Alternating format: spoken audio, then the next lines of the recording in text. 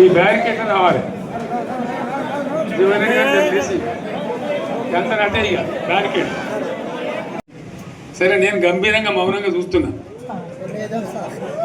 నేను కొడితే వట్టి కొట్టు నాకు అలవాట్లేదు కదా అన్నట్టుగా నేను చూస్తా ఉన్నా. కానీ మనోళ్ళందరూ కూడా ప్రతిపాదిస్తున్న ఏంటంటే ఒక సంవత్సరం జరిగిపోయింది, సంగమేశ్వర ఆన్నే పన్నది, బసవేశ్వర ఆన్నే పన్నది, పాలమూరు ఉత్పత్తుల పథకం ఆన్నే పన్నది, కాళేశ్వరం అట్లా ఎండబెడుతున్నారు, ఇవన్నీ అన్యాయాలున్నాయి. కాబట్టి ఫిబ్రవరి నెలాఖరులో ఒక పెద్ద బహిరంగ సభ పెట్టాలి, ఇలా కథ చూడాలి, ఇది జరుగుతూ ఉంది. కాబట్టి మీరు కూడా పెద్ద ఎత్తున దయచేసి ఆ సభకు కదిలి రావాలి, చాలా దూరమే ఉండదు. ఆ రకంగా శక్తి ఏందో మరొకసారి చూపించి వీళ్ళ మెడలు వంచి ఇప్పుడు సాధించాలి. భవిష్యత్తు కోసం కూడా కొట్టాడకు మనం సిద్ధంగా ఉండాలని తెలియజేసుకుంటూ, ₹1 భూమి ఇప్పుడు 50 లక్షలు కట్టలేదు.